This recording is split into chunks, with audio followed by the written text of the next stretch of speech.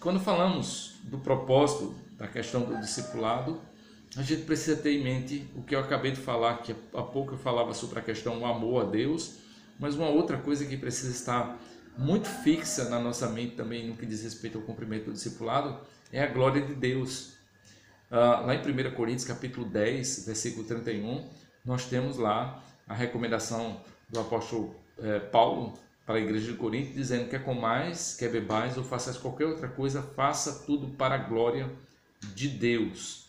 Então a finalidade do nosso trabalho, daquilo que nós executamos no discipulado, é a glória de Deus, de que Deus seja glorificado. Nós discipulamos por causa dele e nós estamos cumprindo o discipulado em obediência a ele. E nós também estamos fazendo um trabalho para que ele seja conhecido. A gente vai lembrar que lá em Mateus, Jesus ele diz que os homens vejam as vossas boas obras e glorifique o Pai que está nos céus. Nós vamos lembrar também que em Mateus 22, versículo 7 e o versículo 8, Jesus ele disse: ame o Senhor de todo o teu coração, de toda a tua alma, de todo o teu entendimento. Esse é o primeiro e o maior mandamento. O amor deve sempre preceder aí a questão do nosso cuidado pelas pessoas.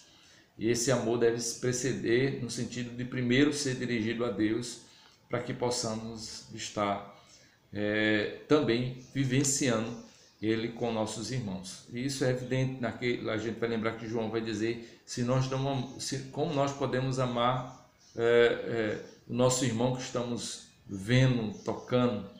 Nós precisamos, esse amor que nós declaramos a Deus, deve ser denotado também em atitudes, em obras. Bom,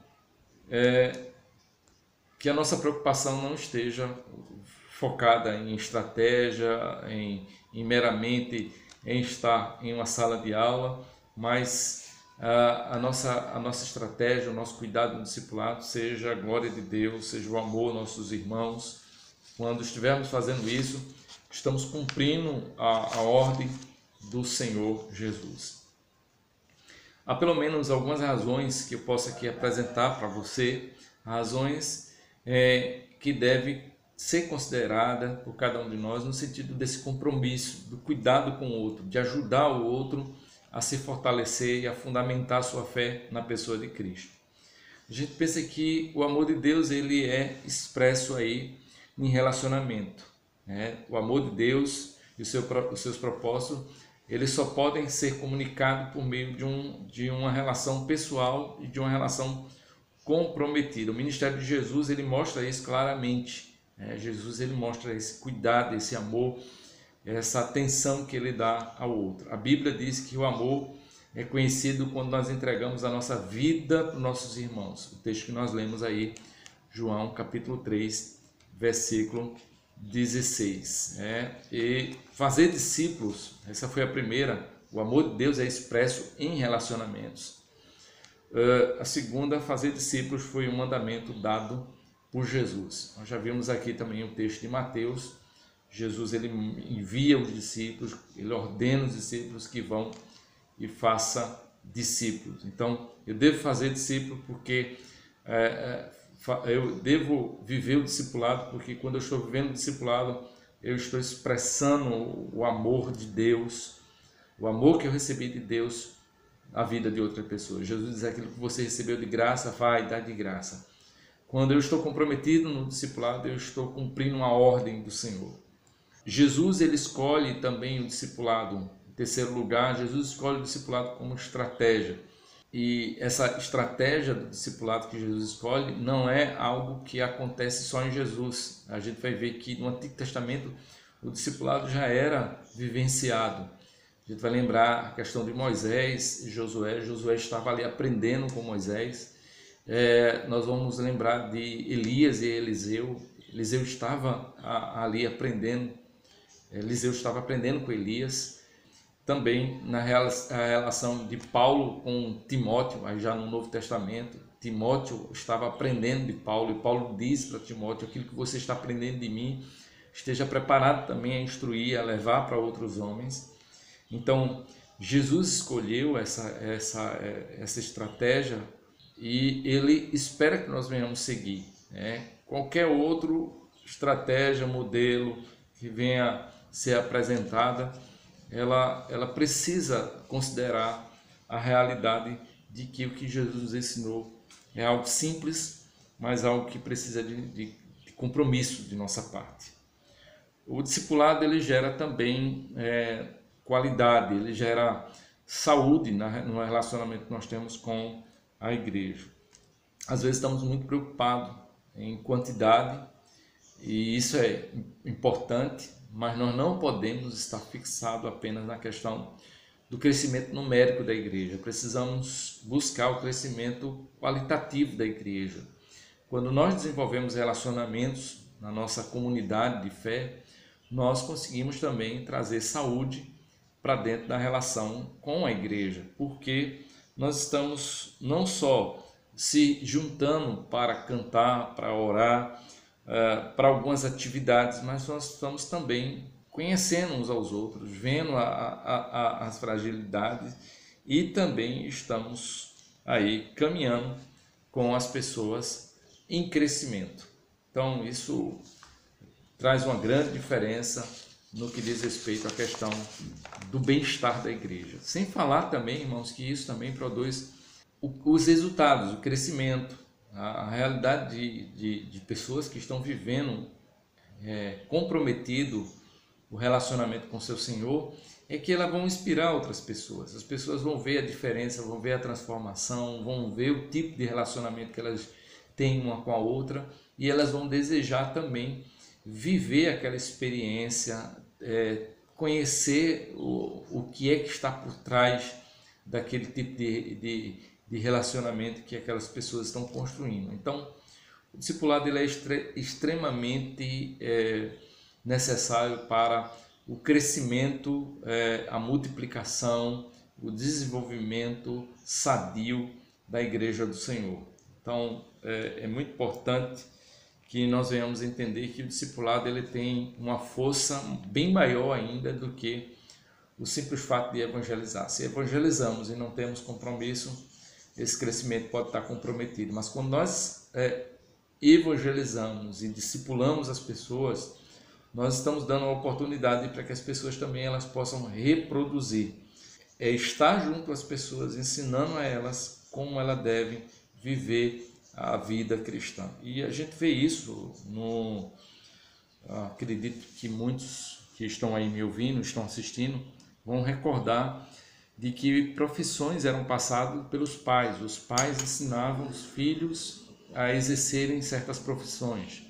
O pai era carpinteiro, trazia o filho para junto de si e o filho ia aprendendo com o pai. O pai era sapateiro, trazia o filho para junto de si e o filho ia aprendendo aquela profissão. Nós precisamos também trazer as pessoas para junto de nós, para que elas aprendam. Ainda que pareça um trabalho pequeno, né? Você está comprometido com uma pessoa, ao longo do tempo, ao longo dos anos, esse trabalho vai mostrar um efeito muito grandioso, porque as pessoas vão estar mais seguras para transmitir a mensagem a outras pessoas e mais habilitada também para transmitir as verdades de Deus para a sua vida. E aí é muito importante pensarmos, se nós estamos sendo discípulos, nós não podemos pensar a colocarmos no lugar de discipuladores se nós não estamos vivendo a experiência de discípulo. E essa experiência de discípulo, ela não pode ser algo sazonal. Eu cumpri um tempo na minha caminhada, eu já sou discipulador. Seremos sempre discípulos. Isso é uma verdade que nós não devemos esquecer. Todos os dias nós temos algo a aprender com o nosso mestre. Deve haver uma constância nesse sentido. Paulo fala sobre essa realidade, ele diz, não que eu tenha alcançado a perfeição, mas uma coisa eu faço, esquecendo as coisas que para trás ficaram, eu prossigo para aquelas que estão diante de mim. Então, se nós queremos ter mais qualidade, se nós queremos ter mais saúde na vida da igreja, precisamos assumir o compromisso de discipulado um a um, de um relacionamento profundo, de um relacionamento transparente, de um relacionamento comprometido, num objetivo de levar pessoas a serem parecidas com Cristo. Primeiro, a ideia de que nós precisamos parecer com Cristo. Eu preciso assumir um relacionamento profundo, um relacionamento comprometido com Cristo e assim também levar e conduzir outras pessoas nessa caminhada de discipulado. Então, não há como termos a eficácia, o crescimento sadio da igreja se estamos desprezando a questão dos relacionamentos. É verdade, irmãos, nós temos hoje uma grande dificuldade no que diz respeito à questão dos relacionamentos. As pessoas às vezes estão frustradas, decepcionadas com os relacionamentos anteriores que elas tiveram, as amizades anteriores que elas tiveram. E aí, mais uma vez, eu quero dizer, quando nós colocamos qualquer uma outra coisa na frente como motivador daquilo que nós fazemos, nós temos a tendência de desanimar. Mas quando nós colocamos a glória de Deus, quando nós colocamos o amor a essa pessoa que estamos cuidando, nós vamos seguir, porque o nosso objetivo ele é a glória de Deus, não é o reconhecimento humano. Nós precisamos também entender, dentro dessa realidade, quem é o discípulo. Discípulo é alguém que nasceu de novo. Jesus disse: se alguém quer vir após mim, negue-se a si mesmo, tome cada dia a sua cruz e siga-me. Não dá para ser discípulo se ainda estamos muito presos a nossas tradições, a nossas ideias. Há uma necessidade de que nós venhamos estar comprometidos ao estilo de vida de Jesus. Jesus disse: se alguém quer vir a mim e ama mais seu pai, sua mãe, seus irmãos, seu filho, sua filha mais do que a mim, não é digno de ser o meu discípulo.